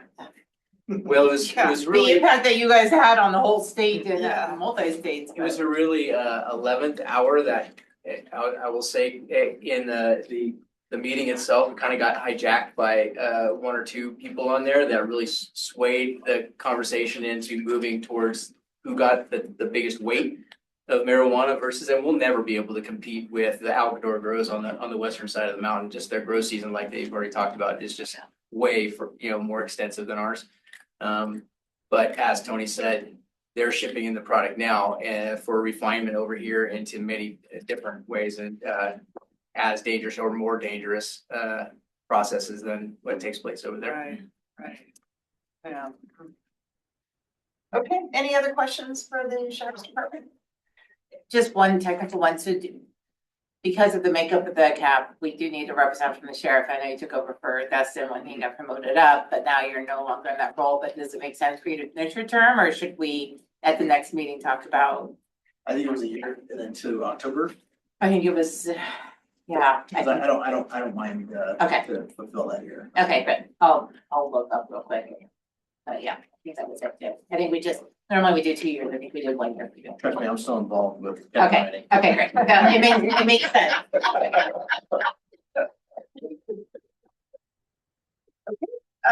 So now it's our opportunity to discuss and, Thank you all. Thank Thank you. Sandwiches to go, please. No one? Okay, great. Thank you, somebody. Yeah, October 17th. Perfect. Okay. Right now. Great. Thank you all. Have a nice night. Thank you. Thank you. Thanks, Cap. We're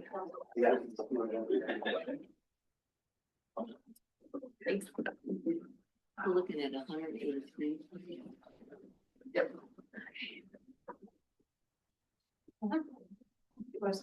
Hey, I'm being close or open. We're the only ones here, so it doesn't matter. You can leave it. If you're floating. Yeah. I forgot to. So the total we have, as you indicated, was 183 estimated taxes. It could go up, it could go down. That's what we're gonna have to work with the budget cycle. So the Okay. budget committee, that is what they're gonna approve the amount there. Okay, 183. And with the current request amounts, it's at 190. 196 is what I have. 20, 50, 60, 60. I thought community justice was 56. Did I look at the wrong? I might have. 62. Oh, did I write that down wrong? Can I not read my writing? I thought sheriff said 95 to 100. Well, that's what they initially said. Yes, the instruction said, please request 50,000. 20 and 60, so Oh, gotcha. they were just. Here, I thought their slide shows that 56 with her. Okay. Community justice. Yep, I wrote it down. Yep. We gave Yeah. 26,000 last year and they requested 50, right? Yeah. So community development 20, community justice 50, health services 60, sheriff's department 60. That's what was requested in the documentation. And then, just for clarification, or we just took a bite. That's okay. Oh, And every year in my grant request, I asked them to write it between 20 and 60,000. Okay. So as the sheriff's department just said, they asked for 60 because that's what was asked of them in Right. the email, but. But they would sure like more. Liz, can you give me that breakdown one more time that you just said? Yeah, community development, and these are the requests that came in from the written information that Jen received. Community development, 20,000, community justice, 50,000, health services, 60, and sheriff's department, 60, although they sure like more. Yeah. For a total of 190 versus the 183. So does anyone want to open the conversation to how to split up the 183? Well, right off the top, I mean, the two things that really grab me is if there's a way to, whether, I don't know, it's 1,000 to a little more for the sheriff, and also the work that the health department is doing right now, I mean, we're really getting some bang out of our buck with them, is the way I look at that. And Health services? yeah, health services, and it's like, I know that, juvenile costs 50,000, but when I look at the numbers and the impact, it's just, I'm just looking where we're getting the biggest bang for the buck. And yeah, when I'm looking at those numbers that the health department showed and the number of contacts and so forth, that's pretty impressive. So that's just me. And in the memo that the Health Services Department issued, they indicated of their $60,000, 30,000 would continue the PSAs in English and Spanish. Right. And 30,000 would be used to maintain available resources for parents and guardians. What I meant to ask was, where do does that department think they get the biggest bang for the buck? And I don't know. I mean, I didn't ask the question, so I don't have that answer. Well, when you're looking at, just when she showed the model, which makes sense of how they're reaching out and having just more of a, lack of a better word, more global kind of impact. I think that's where you see it. Because it is, they're going into the businesses, they're going into the schools, doing all the PSAs and so forth. So that's kind of how I see that. So what would your recommendation be Well, for sure, for allocation of the funds? for sure. Cause we're looking at a $7,000 difference. Right. Yeah. Was That's- it you last time, Andrew, that you asked us to like look over the mission statement or the cap board and like what our duty is? Is that you that asked that? Sorry. Somebody asked that. Because I know before we did our. Probably, because I always want to reach further than my hands can reach. Just, have the maximum touch. I don't know, I feel like there's always potential to do more. We have occasions where we're like, okay, we're gonna do a 10-minute Zoom. If we had the full knowledge, maybe we would grasp something for that anyway. I have a proposal. You always do. Okay. I don't think we heard Mary's, but I wanna hear his. No, you finished your thought, but I try to formulate. Well, how much did we give juvenile last year? Last year, they got 26,000. Okay. and we had. 197 last year. So we had that other Zoom meeting and no one could hear me and Yeah. it was, Because the projections that I got from finance, because we had our meeting before the Q2 revenue and it came went in, up. and it went up. So we were. It turns out that it was actually less, but what we had to work off of went up. So we had that additional meeting to talk about Okay. allocating the additional funds. I think we started with like 186, so we had nine. I'm gonna have to go back and read the minutes, but we had somewhere between $9,000 and $12,000 extra, so there was a reallocation there. Oh, yeah, okay. And I'll just, really quick, just for Tony's point about the purpose of the cap, because you brought this up. Yes. I know what you're looking for. So, per the cap charter, Yeah. there's three things: use of money transferred to the county under ORS, blah, blah, blah. Increase in public safety measures related to marijuana use and marijuana and titles in the county. And issues presented by the production, processing, wholesaling, and distribution of marijuana in the unincorporated area subject to the jurisdiction of the county.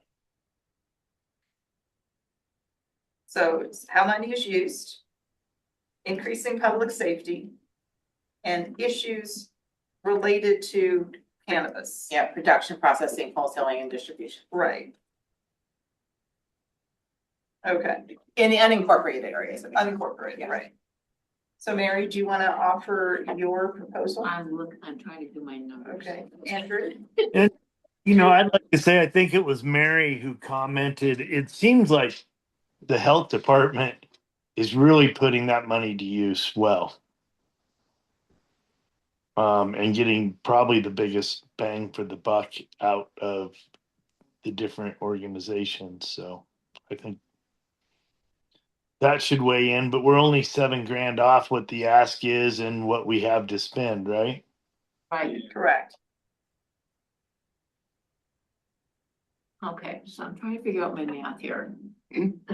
So if we did, let's say 70 for the sheriff, 21st community department, CDD, continue with the 64 health department, and then what does that leave us with community justice? That leaves us with 33. 33, which is still more than they had last year. I did my math at 80, 150, yeah, 33. Is my math wrong? No, 140, that's right. 160. Oh, wait. I'm trying to pull money out of the air. Yeah, that's 183. Mary's Can you- 183 with 33 to community justice. With the sheriff's office being one of the presenters, do I abstain out of all? I think you abstained from the final vote. Okay. You can weigh in on the Yeah, you conversation. can contribute. Matt, I saw you wanted to say something. I couldn't remember what we gave to the sheriff's office last year. Was it close to like 95, I want to say, or 90? 95, Yeah. yeah. Didn't we give the extra money to the sheriffs? Yes. Yeah. We did. Community just, no, I think it got divided up between, I'm gonna have to go back and look at the minutes, but I'm almost sure that it went half and half between community justice and health services. I think you originally came in, I can look at this really quick. I think you originally came in at 20 and 50, and I think we had 12 extra this time. Let me just pull that up really quick so we have the record straight here. Andrew, do you have a recommendation? We came up with the same numbers, 20, 33, 60, 70. Oh, well, okay. Okay. A little bit of clarity on the 70. I thought their ask was 60, so we're going above the ask. Yeah, Well- they're more efficient. What Jen said is the request from Jen to the department was to request between 20 and 60,000. Okay. What these gentlemen said is, They could we use did more. what we did because of what was Construction. required. But if there's an opportunity for any more, we sure would take it. Gotcha. Based on the significant decrease in what they were asking for from that one grant, but apparently you found another one, you know, so Well, maybe, I found 7. Yeah, maybe you need to write an email to I can do that. Tony with like. I'll also just say there, just from experience, there are very limited resources for grant writing, and grant writing takes an exceedingly Yeah. long period of time. And the bang for the buck on grant writing, I don't wanna speak for the sheriff's office, but I've written grants for the county. And we don't have a central grant writer. My very first grant writing ever was when I worked for the county. So, we actually have a grant writing working group that meets quarterly. We're meeting tomorrow to try to kind of pool resources, but it is an incredibly time consuming process with no guarantees and low bang for your buck. And I was there when the sheriff gave the update to the commissioners during the retreat last week and really talked about all of the things they're doing for cost savings and cost cutting. So I would say, just from hearing that update to the commissioners and the commissioners' feedback, yes, on the 15th, they're taking really strong initiatives forward on their cost cutting measures. And I wouldn't think adding a grant writer would probably be the most bang for the buck in that situation. That's all I'm No, gonna say. well, and grants are, it's a crapshoot because right now, given administratively, it's like. Yeah. And Everybody's the going state's, for it. the state legislature is going into session on Monday. On the February 2nd, so whatever date that is, the state is asking for cuts across the board, which is my guess, that's why I was asking about why that grant got reduced. I Right. don't know if that also played into it, but it did sound like what one of Jeff's briefs out was that the state had less money to work with. I mean, that's just happening across the board, so. Right. I just wanted to throw that out there, but Right. I have the meeting minutes from where you started to last time. So you have the final amounts, but the original proposal, yeah, so it got split between, so the original proposal last time in the January meeting, and then we had more money to work with, was sheriff's office was 95, they ended with 95, so theirs was the same. CDD 2020, so health services and community justice got the extra push. Community justice was originally funded by the cap at 15,000, they ended up getting 26,000. Health services was originally granted 45,000, they ended up getting 56,000. 56, okay. I would. Pretty fortunate though, really. I mean, where else do you distribute money where the ask is so close to the reality? Yeah. I mean, usually you're splitting hairs. Yes. Agreed. Okay, so I have Mary's written down, we have one solid And proposal. Andrew agrees with that, and as I'm looking at the numbers, I mean, I do have to say that the stories, that was a really good method because it gave me emotion. I'm Um, confused still about how without this funding that those stories would change. our funding may not directly contribute to this. But what there's, you know, I think what they were saying is without having a personal example, it's all just sort of numbers and slides. But that was community justice. Yeah, That- community justice did that. So, you know, what in their request, they would allocate funds to support staff involved in service provision and program planning. Establish an OHP billing process. That doesn't feel good to me from the standpoint of, you know, spending cap money on that. directing any remaining funds toward non-reimbursable services such as administrative tasks, essential software incentives, and direct services. Again, I mean, I get it because administratively you have to do those things. Supporting staff, you know, I think supporting staff is well worth it. So if we're looking at the numbers, I would also agree with what Mary and Andrew were recommending. I think that's pretty close on. Hopefully we're fortunate enough to get more funds later in the year and we can distribute them.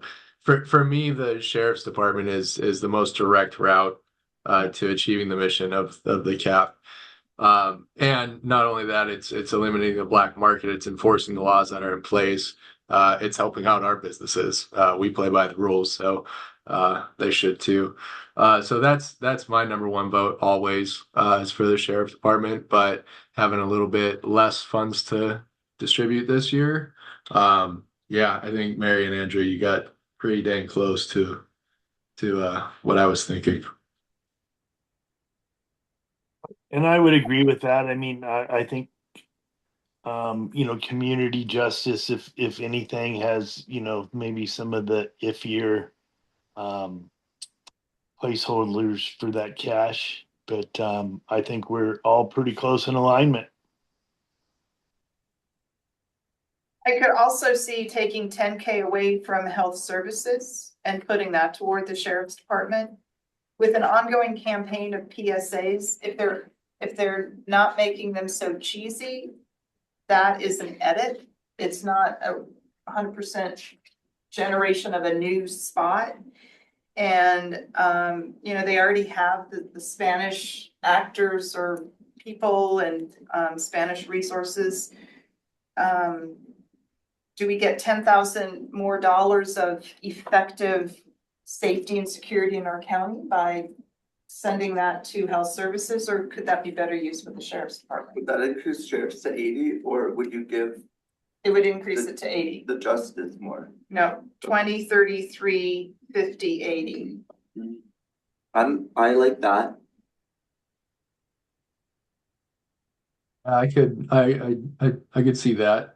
Yeah, I think you're kind of right as far as the PSAs. They can get redundant after you've seen them once or twice, and if they're not creating new ones, then you know how effective are they with some of the youth. So yeah, that's a good point. And it seems like there's a lot of startup costs to that once you get them up, Right. what's the ongoing cost? Just time or? That's kind of what I You know. was trying to hit at, like the actual cost for the impressions they received, not like the production cost. Mhm. Because from my experience, once you have the information developed, the per click on like social media and even TV these days is crazy cheap. So I couldn't imagine 50 being that. But like you can run a week-long Paramount commercial these days for $100. Oh, I don't know. Yeah, my Facebook blew up with the Shared Future Coalition something fierce. I don't know if they just but I mean, They're listening to you, they I was know. canceling it to say I want to see less of this. They were trying to get their numbers up. That's what it was. All right, so we have two proposals. I'll just go down the line as they are listed on topic number 3 in the agenda. 20, 33, 60, 70. Mary and Andrew and Matt agree with that. No, I changed my agreement Oh, to what? to the 80. 20, 33, 50, 80? Yeah. So should we vote on that? My vote on that one. Does that put us over? No. It just moved things around. Well, 33. It's 80 for the sheriffs, 20 for CDD, 50 for health services, 33,000 for community. Oh, gotcha. Yeah. That's right. They asked 60 in health services. That's right. So someone will need to make the motion, need to be seconded. Wait, Matt, you were saying something?